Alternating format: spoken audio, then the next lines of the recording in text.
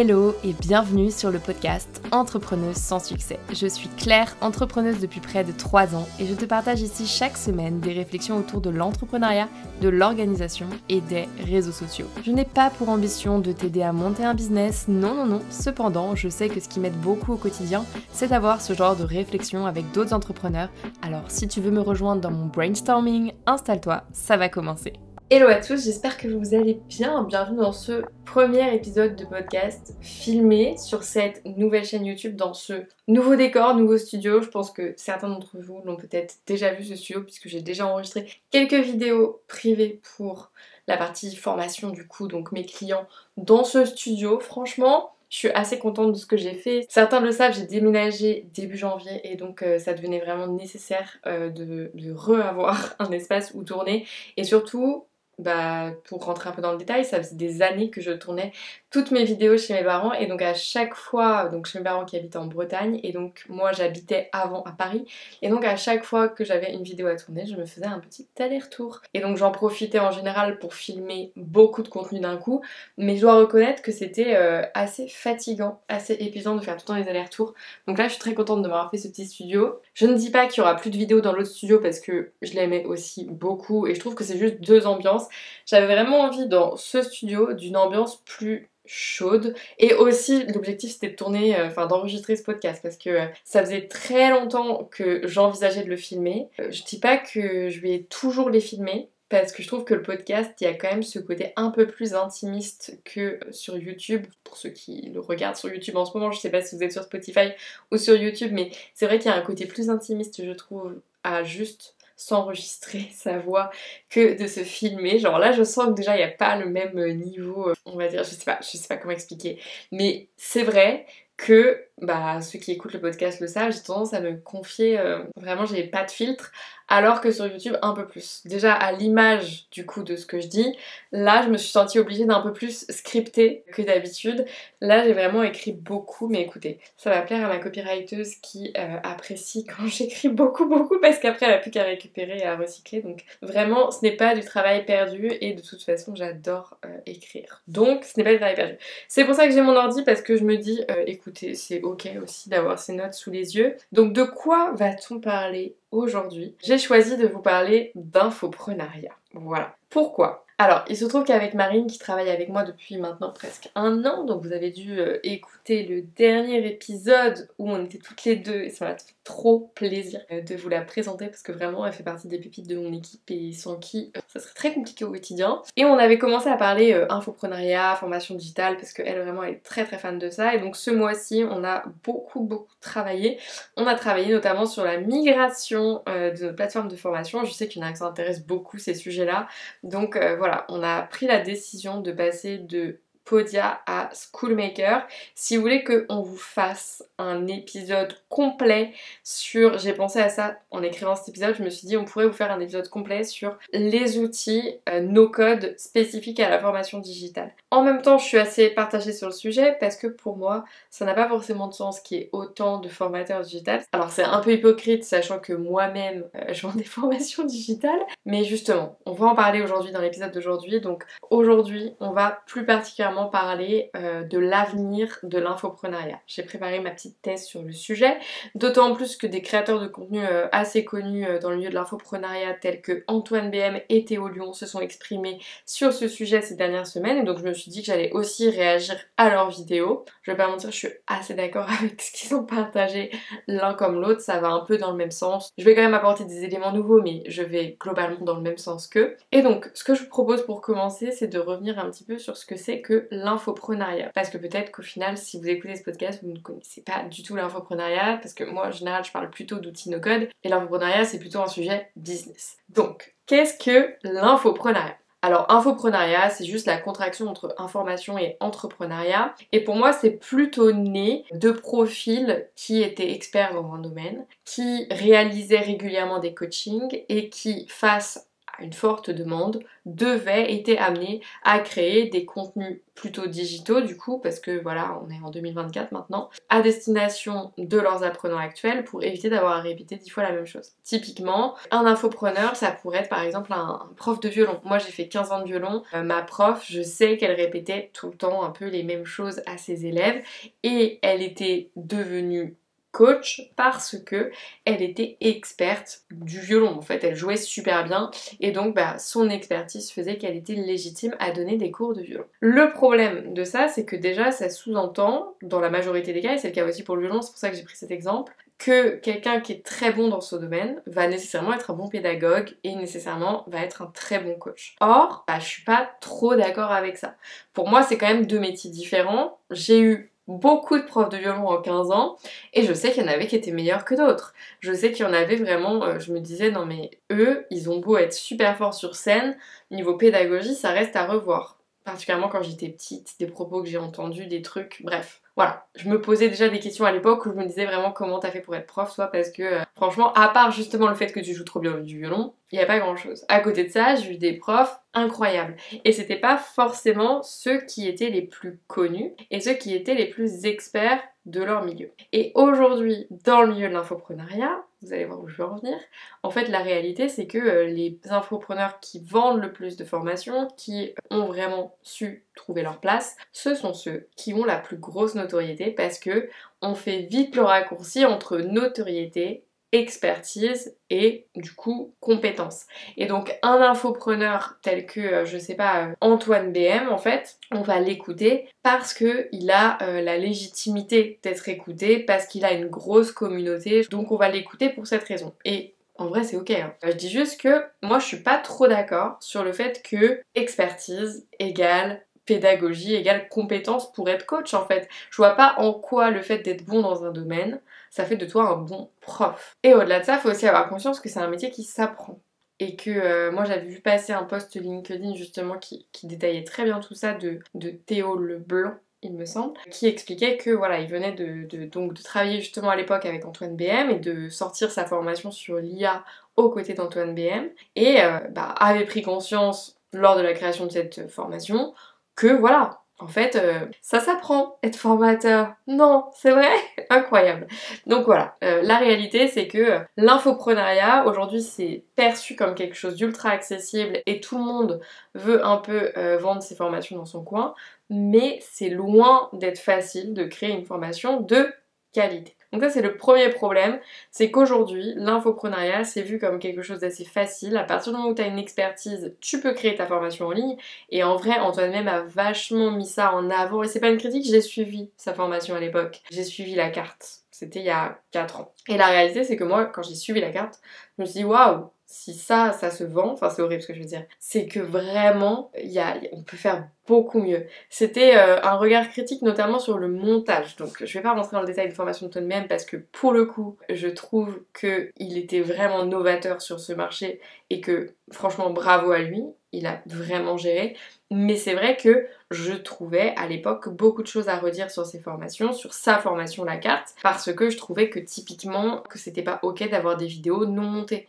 Genre il y avait pas de cut, il y avait rien. Enfin moi je suis pas là pour regarder des vidéos, je suis là pour passer à l'action, donc je veux que ce soit condensé. Bref. Et donc Théo Lyon justement, je l'ai noté dans sa vidéo sur le sujet, je vous mettrai toutes les ressources en barre de description ou dans la description de ce podcast, faisait le même raccourci que moi en disant que voilà, aujourd'hui on a trop souvent associé notoriété à compétence, sauf que c'est vrai, c'est pas le nombre de likes qui va faire que ta formation sera de meilleure qualité. Donc comment on en est arrivé aujourd'hui à une situation où il y a autant d'infopreneurs? Parce qu'il y a vraiment aujourd'hui, je trouve que le marché commence à être un peu saturé, dans le sens où il y en a vraiment beaucoup. En fait c'est grâce ou à cause notamment de la pandémie. Le fait que tout le monde soit confiné chez soi a grandement participé au développement de ces business en ligne, parce qu'en fait les gens avaient du temps, il y avait du chômage partiel et donc pendant cette période-là se sont formés et beaucoup d'infopreneurs qui sont connus actuellement se sont fait connaître à cette période-là. Antoine BM c'est pas son cas, hein. C'est parce que je l'ai cité lui que maintenant tout s'appliquera à lui. Pas du tout, et c'est totalement ok et normal, mais globalement, il y en a eu beaucoup qui sont arrivés pendant cette période-là, et c'était facile d'arriver à ce moment-là, parce que tout s'y prêtait.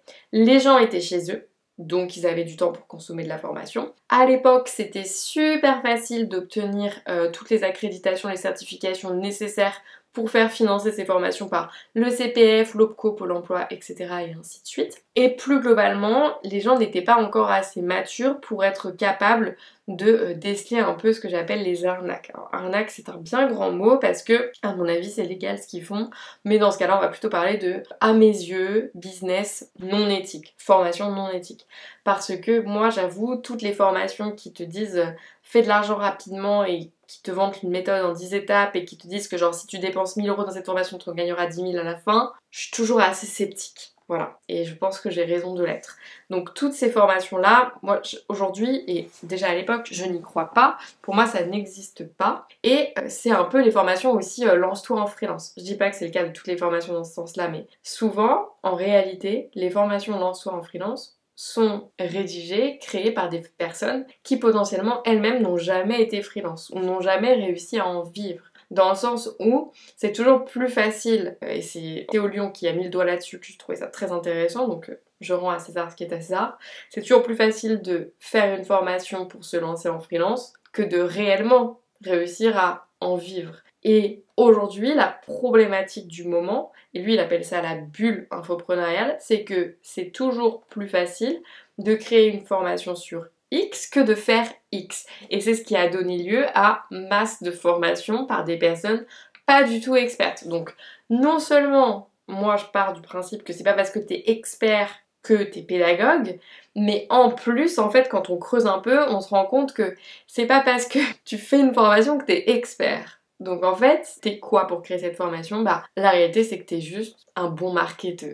Et c'est trop triste parce que pour le coup, faut du marketing pour vendre une formation. Et tu vois, c'est pareil pour tout, hein, genre même la lessive que j'achète, moi je sais que le marketing joue. Mais ça suffit pas, faut aussi un bon produit. Mais dans ce business de l'infoprenariat, il y a un truc qu'on n'a pas pris en compte jusque-là, c'est la récurrence.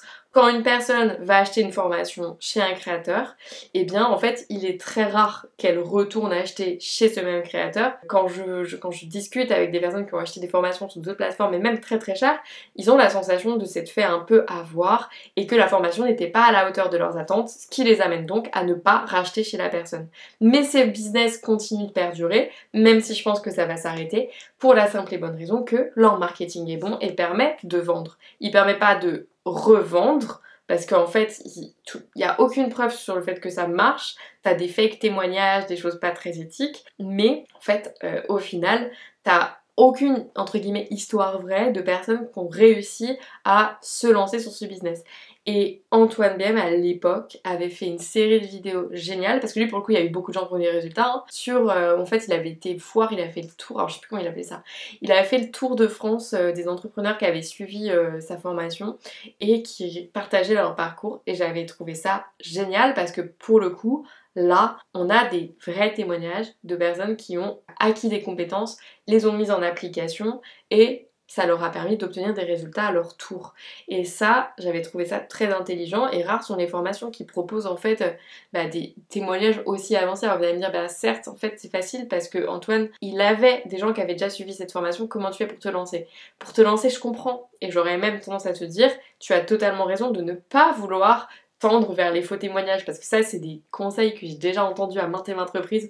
C'est pas grave, tu peux te lancer dans la formation et puis tu mets des faux témoignages. Non, surtout pas, jamais, c'est une vraie bêtise. Moi j'ai réussi à vendre ma première formation sans aucun témoignage et en fait les premières personnes qui m'ont fait confiance, je leur ai écrit personnellement en leur expliquant, alors j'avais mis un prix très très bas exprès, un peu pour avoir des bêta-testeurs. Je leur ai écrit personnellement pour leur expliquer, voilà, j'étais à la recherche de témoignages, si vous voulez bien écrire un témoignage, etc. Et c'est pour ça qu'au final, maintenant qu'on le pousse beaucoup moins, j'ai moins de témoignages maintenant, mais on va rebosser là-dessus, parce que j'ai grave envie de bosser cette partie-là, mais dès le début, j'ai eu beaucoup de témoignages grâce à ça, genre les 3 premiers mois, on va dire, j'ai récolté beaucoup de témoignages dans cette période. Ces dernières semaines, il y a eu d'autres événements qui m'ont également amené à vous parler de ce sujet aujourd'hui. C'est notamment le lancement de la formation de Je ne suis pas jolie. Alors je ne sais pas si vous la suivez sur les réseaux, mais moi j'avoue je la suis depuis que j'ai 15 ans. Elle m'a d'une certaine façon transmis cette envie d'entreprendre. Et donc là récemment, elle a sorti son premier, d'ailleurs c'est pas son premier, hein, je sais parce que je suis un peu ce qu'elle fait. Beaucoup ont dit que c'était son premier mais c'est pas vrai. Son deuxième programme qui s'appelle L'Essentiel par Take Care. D'ailleurs, si elle passe par là, qu'elle n'hésite pas à corriger ce que je dis, mais pour moi, c'était son deuxième programme. Et donc, sur YouTube, elle a plus d'1 million d'abonnés, et à peu près l'équivalent sur Instagram, il me semble, donc clairement, son lancement n'est pas passé inaperçu. Sauf que, elle n'a pas respecté les codes. Alors, quand je parle de codes, c'est pas des trucs qui sont inscrits genre en mode c'est la loi, pas du tout. Je parle un peu des codes de l'infoprenariat. Le problème c'est que dans l'infoprenariat, il y a des choses aujourd'hui qui sont un peu ancrées dans le milieu. Et moi au tout début quand j'ai commencé à bosser dedans, alors j'ai bossé dedans via un client en freelance en fait. J'ai pas direct créé ma première formation toute seule, j'avoue. Je suis un peu tombée des nues, j'étais en mode ah ouais c'est comme ça que ça marche et tout. Enfin un peu étonnée. C'est pas de tomber des nues, c'est ah je suis étonnée, je pensais pas que ça marchait comme ça. Exemple, quand j'ai découvert la longueur des pages de vente, j'avoue, j'étais un peu choquée. J'étais en mode mais attends mais c'est super long, est-ce que c'est normal? Oui, ça s'appelle du copywriting et ça fait partie des codes. Et donc ça c'est le premier code qu'elle a pas forcément respecté, c'est que comme elle a un peu expliqué, il me semble dans un de ses blogs, si j'ai bien compris et que je résume bien, en fait elle utilise Shopify pour vendre ses différents produits puisqu'elle ne vend pas que des produits digitaux. Donc déjà premier conseil que je pourrais lui donner c'est de bien scinder les deux parce que de toute façon ça s'adresse pas à la même cible. Et donc sa formation, elle l'a vendue sur un Shopify qui propose non pas des pages de vente mais des fiche produit. Et une fiche produit c'est beaucoup plus rapide, c'est typiquement genre les caractéristiques, les dimensions, etc. Alors que pour une formation, quand vous voyez le contenu d'une page de vente, vous vous rendez bien compte que ça passe pas dans une fiche produit. Et typiquement, moi un truc qui m'a manqué dans sa page de vente et qu'elle n'a pas mis, donc ça c'est un premier retour constructif, c'est qu'elle n'a pas mis du tout le programme, enfin le plan de la formation. Moi j'avoue j'ai jamais acheté une formation sans savoir ce qu'il y a à l'intérieur, genre le plan, exactement ce qu'on va avoir, module par module, enfin chapitre par chapitre, module par module. Ça me paraît évident, et en même temps, quand t'es pas dans le milieu, je comprends que ça te paraisse pas évident de devoir mentionner tous ces éléments. Sauf qu'aujourd'hui, le marché de l'infoprenariat, les personnes qui achètent des formations, c'est un peu toujours les mêmes, hein, on commence à avoir un peu épuisé la liste, il faut pas se mentir, et surtout, elles s'attendent à voir ces éléments. Elles savent ce qu'il y a sur les autres pages de vente. Donc pour moi, là où il y a un vrai manquement, c'est qu'elle n'a pas respecté les codes. Deuxième problème, c'est qu'elle s'est mal positionnée et ça témoigne d'un manque de connaissance du milieu. Ce qui est normal, elle n'en fait pas partie. Enfin, pas encore en tout cas. Je pense qu'elle a un gros potentiel pour le rejoindre, mais pour l'instant, c'est pas encore le cas. En tout cas, elle n'en respecte pas les codes pour prétendre en faire partie. Et donc, en fait, typiquement, son prix, donc 179 € pour un accompagnement sur plusieurs mois, il me semble, pour monter son business, c'est pas du tout le bon prix, c'est pas du tout le bon positionnement. Un concurrent classique va pricer ce type d'offre entre 1000 et 3000, voire parfois 10 000 € en fait, ça dépend où t'en es de ton business. Pourquoi? Petit 1, parce que faut le dire, dans l'infoprenariat, les tarifs sont exorbitants. Aujourd'hui, on est sur un marché où les prix sont vraiment très élevés parce que factuellement derrière, on a quand même très peu de coûts. Enfin, très peu de coûts. On a le coût de la caméra là qui vous filme, le coût moi typiquement de Marine qui m'accompagne sur toute la partie marketing, les frais de pub, mais ça c'est que genre 30%, les frais des outils, etc. Mais globalement, on fait quand même une très grosse marge par rapport à bien d'autres business sur chaque formation qu'on vend. Mais ce qui fait le prix, ça va être l'expertise de la personne et pour ma part en tout cas, et je pense que c'est le cas pour d'autres personnes, l'assurance de me retrouver avec des personnes qui sont à peu près au même niveau que moi. Et je sais qu'elle a fait une retraite ce week-end, une retraite entrepreneuriale. J'ai hésité à m'inscrire, genre j'étais en mode ça a l'air très stylé, il y avait un projet yoga, etc. Moi, tout ça, je me suis dit ça pourrait être très sympa. Mais quand j'ai vu le prix, je suis pas sûre que tout le monde se dise ça, peut-être que mes retours ne servent à rien, mais moi quand j'ai vu le prix, je me suis dit j'ai aucune garantie, donc c'était genre 400 balles, tu vois, le week-end. Je me suis dit j'ai aucune garantie de me retrouver avec des personnes qui sont au même niveau d'avancement business que moi. Or, c'est ce que j'attends de ce type de programme, c'est un côté communauté. Et on le voit notamment avec toutes les offres de mastermind. Par exemple, on peut parler des offres mastermind de Squared où on a des masterminds qui vont coûter peut-être 30 000 € l'année. Enfin, j'ai pas les prix exacts, mais c'est genre très cher. Parce qu'en fait, ils s'intéressent à des profils qui font déjà 100, 150K, voire 300, 500K, ça dépend des différents masterminds. En gros, plus ton chiffre d'affaires est élevé, plus tu vas payer cher parce que tu peux les mettre pour te retrouver avec des personnes qui sont au même niveau que toi. Au début, ça me paraissait chelou. Maintenant, je comprends le concept. Dans le sens où j'ai eu moi-même cette réflexion avec justement le programme de Léa en me disant mais en fait, si je me retrouve sur une communauté où j'apprends tout aux autres et moi je n'apprends rien, je vais me faire chier et c'est pas ça que je cherche. Et il y a vraiment cette notion de niveau. Et donc, je ne sais pas si son programme était fait pour se lancer ou si c'était vraiment pour des entrepreneuses avancées, je n'en ai aucune idée, mais au-delà de ça, même pour se lancer, c'est pas très élevé. Mais ce qui justifie le fait que ce soit pas élevé, c'est le fait qu'elle puisse se le permettre. Léa, avec 1 million d'abonnés, elle sait qu'en le vendant 179 €, elle s'en sortira toujours. Parce que même si elle convertit même 0,01% de son audience, elle fera assez de CA pour s'en sortir et être rentable sur cette opération. Pour parler vraiment chiffres. Sauf que le souci, c'est que pour moi, elle n'a pas pris en considération le fait que son audience, c'est 1 million d'abonnés, c'est une audience qui n'est pas du tout qualifiée. Qualifiée dans le sens marketing du terme, où il y a quand même très peu de chances que ce soit uniquement des femmes qui s'intéressent à l'entrepreneuriat. Là où moi, j'ai que 5000 abonnés, avec des gros guillemets, que 5000 parce que c'est déjà cool, je suis contente. Moi, là où j'ai très peu d'abonnés, c'est que des gens qui s'intéressent au no-code. Donc forcément, quand je sors une formation sur le sujet, j'ai beaucoup plus de chances que ça intéresse une plus grosse partie de mon audience. Et nous, on arrive à convertir à peu près 10% de nos abonnés. Et c'est l'objectif. On se tient à cet objectif parce que on considère que c'est là qu'on peut aller. Mais c'est logique que plus ta communauté grossisse, plus ton pourcentage diminue parce que factuellement, plus tu grossis, ça veut dire que plus tu te déniches. Et le souci, c'est que son lancement, du fait qu'elle ait une grosse communauté, a grandement manqué de marketing. C'était un lancement à la mode influence, dans le sens où elle a fait un lancement en parlant sur ses réseaux sociaux et il n'y a pas eu de stratégie marketing de type séquence email, live de lancement, webinaire de lancement, bref, tout ce qu'on voit dans le marketing classique de personnes qui n'ont pas de communauté, on ne l'a pas vu. Et en vrai, on peut pas lui en vouloir parce que quand tu as une communauté d'1 million d'abonnés, tu serais bête de t'en priver et de pas te reposer dessus. Sauf que le souci, c'est qu'elle vend une formation pour se lancer à son tour. Et donc, elle fait un lancement en utilisant des leviers marketing auxquels ses futurs potentiels coachés ne pourront jamais accéder. À part si le module marketing parle justement de comment lever une communauté d'1 million de personnes, et dans ce cas-là, on n'est plus sur une formation à l'entrepreneuriat, mais on est sur une formation à l'influence. Et c'est ok, mais c'est pas la même chose. Et je trouve aussi que quand t'es entrepreneur, la réalité, c'est que t'as pas besoin d'avoir une communauté aussi énorme.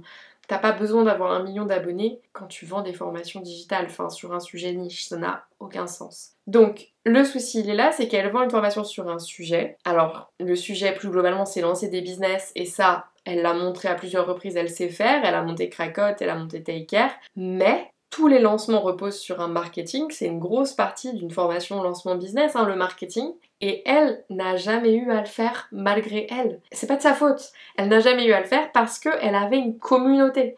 Et donc, j'attends de voir comment elle a fait pour traiter cette partie, alors même que potentiellement elle n'a jamais été confrontée au problème de personnes qui n'ont pas de communauté. Donc pour conclure sur son chiffre de 179 €, je pense que à mes yeux c'était trop important, trop élevé comme tarif pour une audience que j'appellerais un peu touriste qui viendrait pour tester et potentiellement découvrir l'entrepreneuriat. Et je pense que c'était trop faible pour une audience plus qualifiée qui attend un accompagnement de qualité. Typiquement moi, je me suis pas du tout sentie rassurée et je pense qu'elle devrait le savoir parce que je sais qu'elle a déjà payé des coachs, j'imagine qu'elle a pas payé ça 179 € en fait. Et puis la réalité c'est que je vois pas en payant 179 € ce qu'elle va faire avec cet argent. En tout cas, je vois pas comment elle peut me délivrer un accompagnement à la hauteur de mes attentes avec cette somme. Genre, c'est dérisoire, c'est ridicule. Et je dis ça vraiment en connaissance de cause. Et tout comme quand je vais à la boulangerie, je paye pas ma baguette 10 centimes et je trouve ça normal de la payer 1 €, 1,10 €, ça me viendrait pas à l'esprit. Limite, je repartirais de la boulangerie si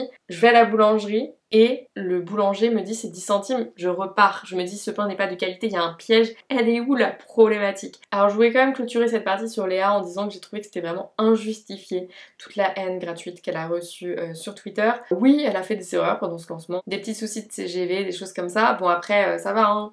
Comme dirait Marine, elle a pas tué un chaton.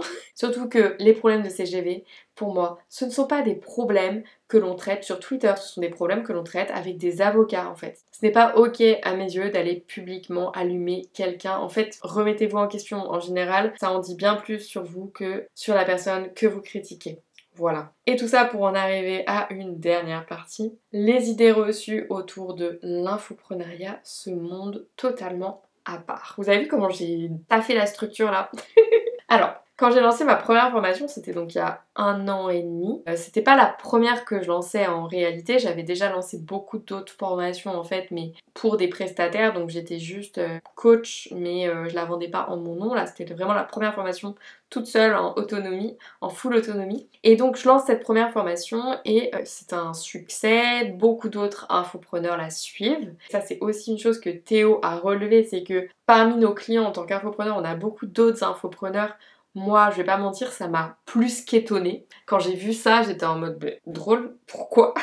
Pourquoi ils suivent cette formation? Qu'est-ce que ça peut leur rapporter? Bon, soit c'était pas un sujet niche, hein, c'était un sujet sur l'intelligence artificielle, donc évidemment que potentiellement ça allait les intéresser, mais quand même, le nombre était assez excessif et ça m'a permis de faire la rencontre de pas mal d'entre eux et d'échanger avec eux. Ce qui m'a permis de découvrir que vraiment, l'infoprenariat, c'est un monde où tous les infopreneurs se connaissent entre eux, on est vraiment sur une bulle, même par catégorie, par niveau d'éthique presque. Et ils se soutiennent les uns les autres et chacun fait bénéficier aux autres de sa propre communauté parce que typiquement il y a beaucoup de chances qu'une personne qui suit une formation LinkedIn d'une Ramen par exemple pour apprendre à écrire des posts et à communiquer sur LinkedIn sera intéressée par la formation de je sais pas Aline pour lancer son business. Voilà, bon là c'est des exemples juste pour vous montrer les liens entre les formations, mais c'est vraiment ça, ils se mettent en avant les uns les autres, et en fait quand t'es un peu genre nouveau et que tu sors de nulle part, c'est un peu dur d'arriver là-dedans parce que toi t'as tout à développer, ce qui est un peu la barrière à l'entrée qu'ils ont développée d'eux-mêmes,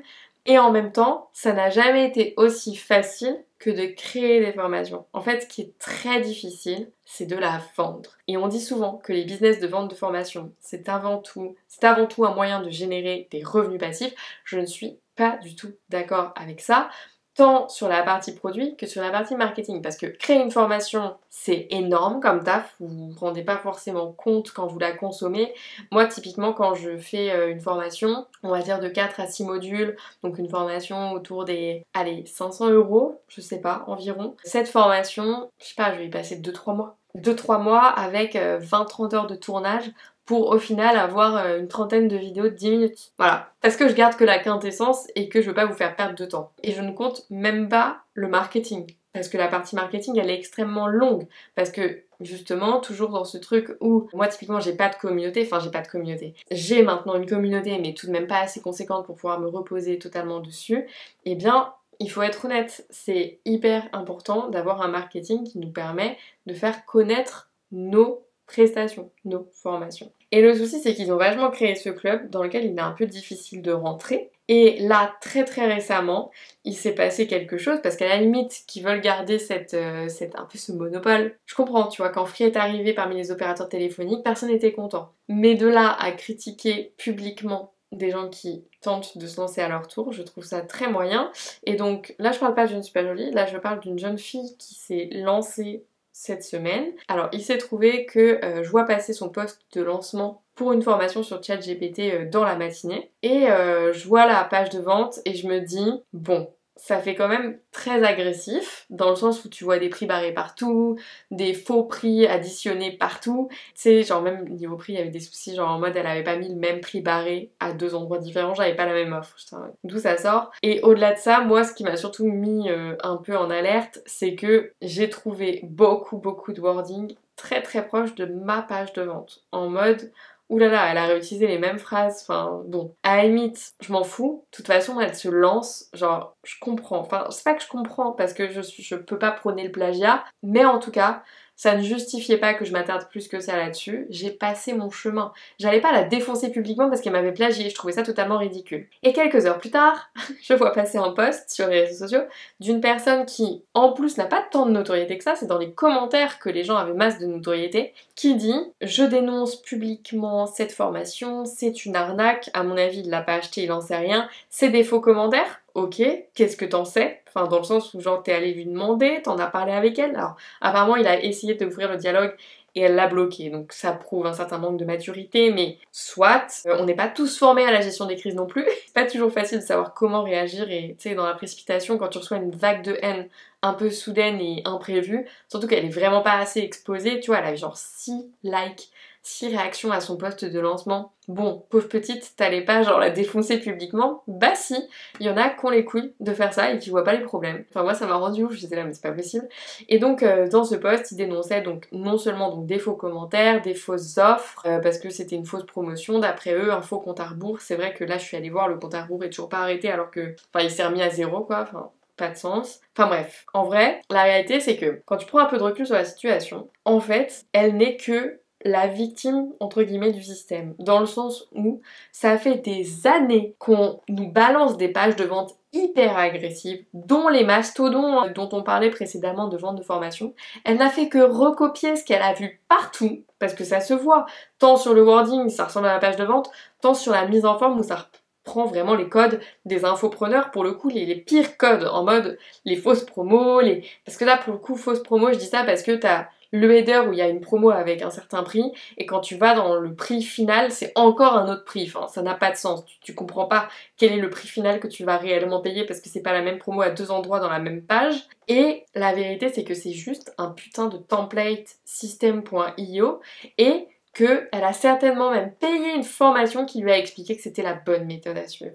Et il est là le problème, c'est que c'est quand même assez hypocrite que des gros commencent à la critiquer alors que, bon, eux-mêmes, je dis pas que eux l'ont fait, mais auraient pu commencer par aller taper sur leurs potes qui potentiellement ont les mêmes pratiques, parce que je suis sûre que vous en connaissez, mais bon, c'est toujours plus facile de taper sur les petits que sur les gros. Voilà. Et j'ai trouvé que globalement, ça ne valait pas le coup d'aller taper dessus en fait. Si jamais c'est vraiment de la merde son truc, t'inquiète pas que ça va pas durer, ça va finir, enfin, c'est la loi de la jungle. Ça va s'effacer tout seul, il y a de fortes chances que dans 3 semaines elle existe plus. Enfin, vraiment moi je l'ai pris comme ça, j'étais vraiment en mode on s'en fout, vraiment passons à autre chose. Et donc pourquoi je vous en parle, c'est parce que pour moi c'était encore un signal faible qui montre que quand même les grands commencent à commenter des choses comme ça, pour moi ça témoigne que potentiellement même chez eux ça se porte pas très bien et que la bulle est sur le point d'exploser. Donc je rejoins encore une fois ce que disait Théo, on arrive au bout de cette ère où c'était facile et accessible à tous de monter un business de formation en ligne. Je pense que ça va devenir de plus en plus compliqué et moi je trouve ça plutôt positif.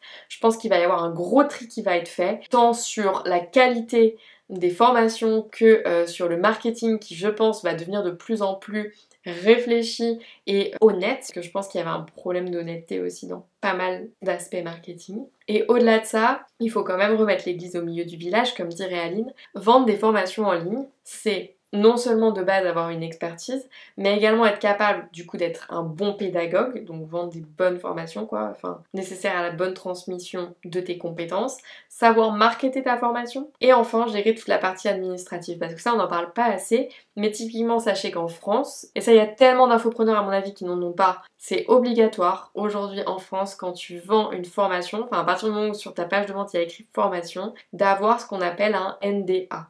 Donc ce n'est pas un Non-Disclosure Agreement, c'est en gros tu vas sur monactivitéformation.emploi.gouv.fr et en fait t'es obligé, t'es dans l'obligation de déclarer tes activités de formation et même de justifier de pourquoi toi t'es la bonne personne pour former à ces sujets. Typiquement moi j'ai tellement galéré parce qu'en fait il n'y avait pas de formation no-code grâce à contournement depuis cette semaine, mais ça je vous ferai tout un sujet là-dessus sur le CPF et tout, je pense que ce serait vraiment intéressant. Depuis cette semaine maintenant il y a des formations no-code qui sont Calliope, mais en fait jusqu'ici t'avais que des formations au code et donc moi j'ai dû genre un peu me battre et justifier que j'étais en mesure de former au no-code parce que j'avais un diplôme d'école d'ingénieur en développement informatique et que j'étais partenaire de tous mes outils préférés et que j'avais suivi la formation d'ingénierie pédagogique d'Open Classroom et j'ai même dû fournir genre plein de bons de commande datés de moins de 3 mois de plein de grosses boîtes françaises pour de la formation sur ces sujets pour réussir à obtenir le fameux NDA.